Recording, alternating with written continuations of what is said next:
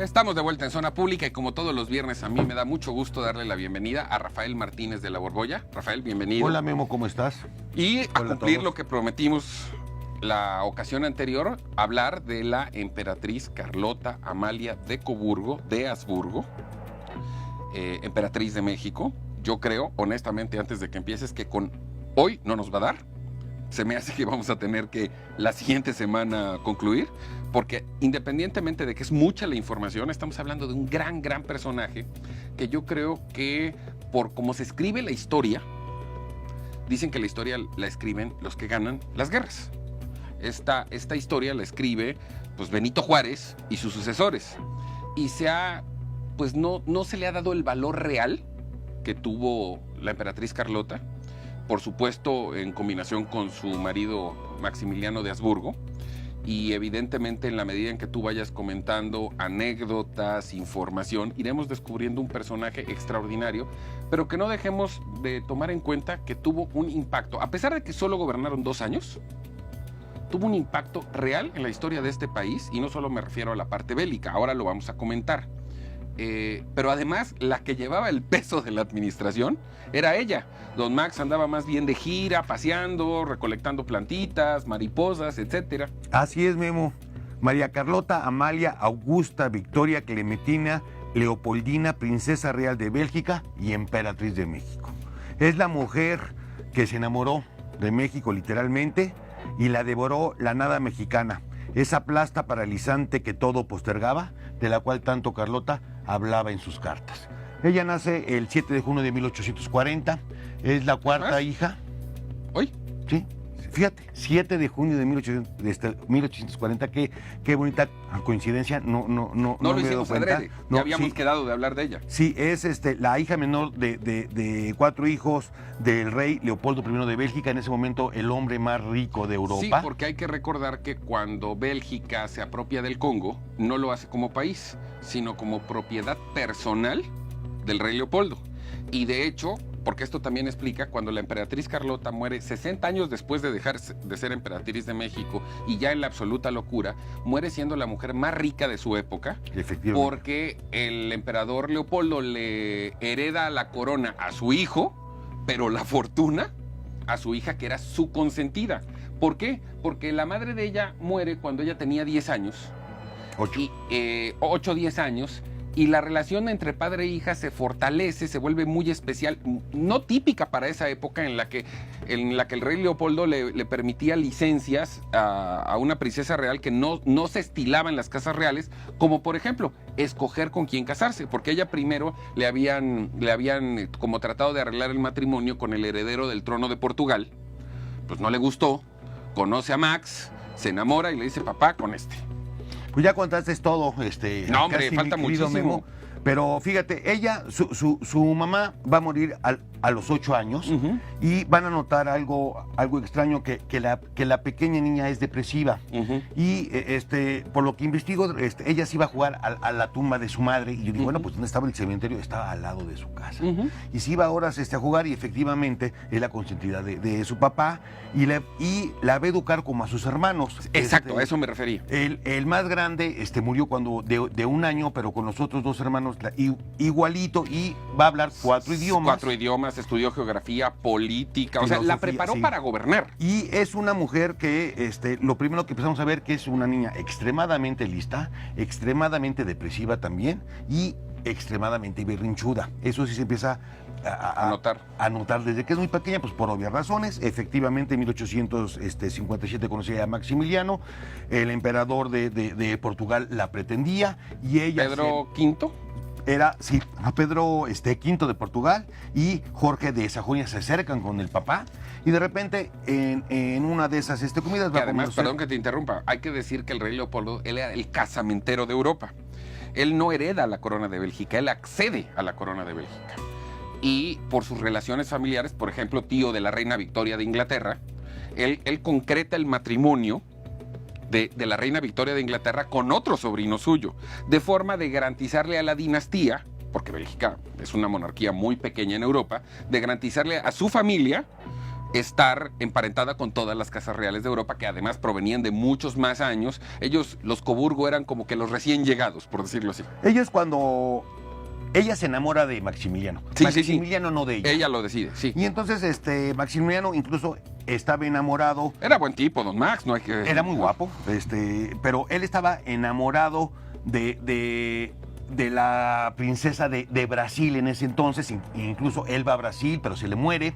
Y el papá de Carlota decide pues darle la oportunidad de casarse así que con el amor de la vida de ella, porque aunque él era Habsburgo y era hermano del heredero al trono, era mucho más la familia Francisco de ella que la de él. Y lo único que él hace es decirle al hermano de Maximiliano es que le tiene que dar un puesto más importante, y lo va a hacer virrey de Lombardia y de otro distrito ahí de Italia, en el cual van a estar nada más 2 años porque va a haber una guerra y lo van a perder.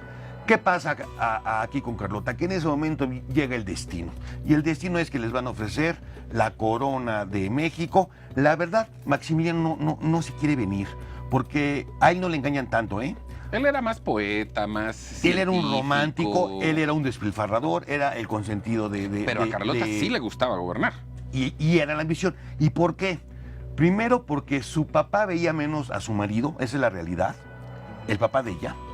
2, se llevaba bastante mal con Sisi, que era la hermana del heredero al trono de Austria-Hungría, de la Francisco esposa de José. Francisco José. Y entonces ella, en una ambición propia, dice, es que yo también valgo, yo también quiero ser la reina, yo también puedo, y todos los que me decían que no podía, pues aquí vamos.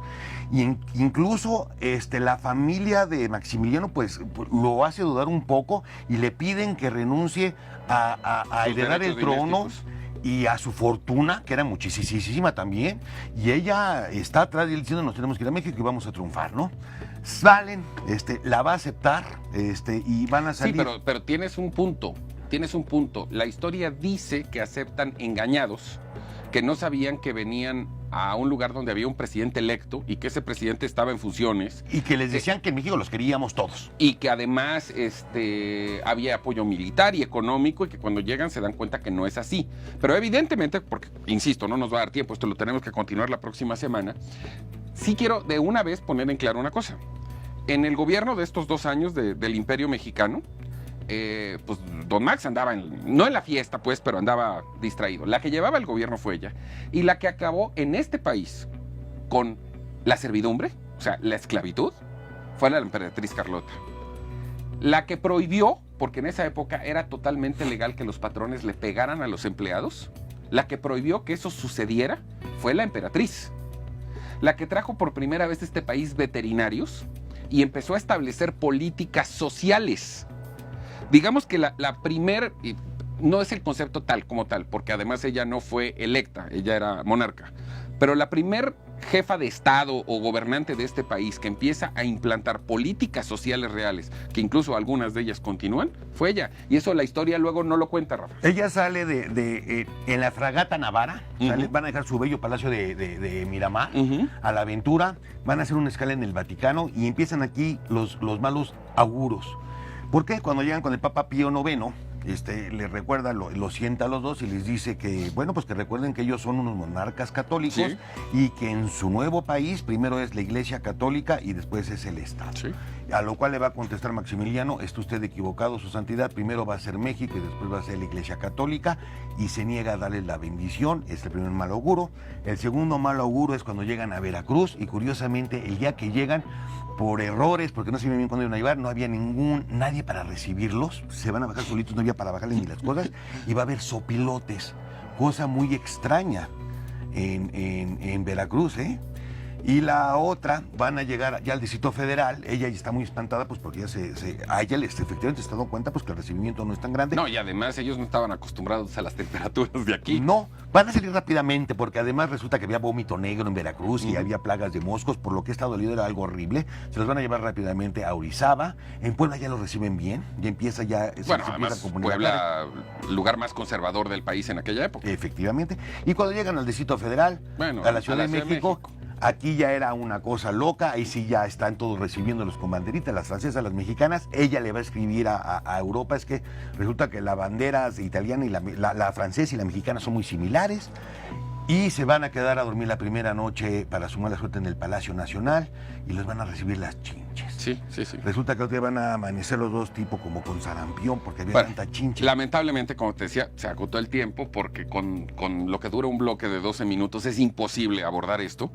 Necesitamos el bloque completo de la próxima semana y si me apuras a lo mejor 2 más, porque apenas estamos empezando a contar su llegada a México. Así es. Y aunque fueron 2 años, es toda una historia y además por eso me adelanté e insistí en contar esto, porque realmente tuvieron un impacto. Mira, yo creo, Memo, que es de las partes más nostálgicas de la historia mexicana, porque aquí lo que ves es que resulta que ellos eran más liberales que el propio Que el Juárez. propio Juárez. Y ellos eran unas personas extremadamente bien intencionadas que fueron víctimas de conspiraciones y de circunstancias y de tiempo. Pero eso lo vamos a seguir platicando la próxima semana aquí en Zona Pública con Rafael Martínez de la Borbolla. No se lo pierda, esto se va a poner todavía mejor conforme vayamos avanzando en el relato. No me resta más que agradecerle por habernos acompañado a lo largo de esta semana. Por supuesto, le espero aquí el lunes a las 4 de la tarde en Zona Pública por Efecto Televisión. Tanto Rafael Martínez como un servidor le deseamos que tenga un magnífico fin de semana a pesar de Donald Trump. A pesar de Donald Trump. Gracias, Rafa. Muchas gracias. Nos vemos el lunes.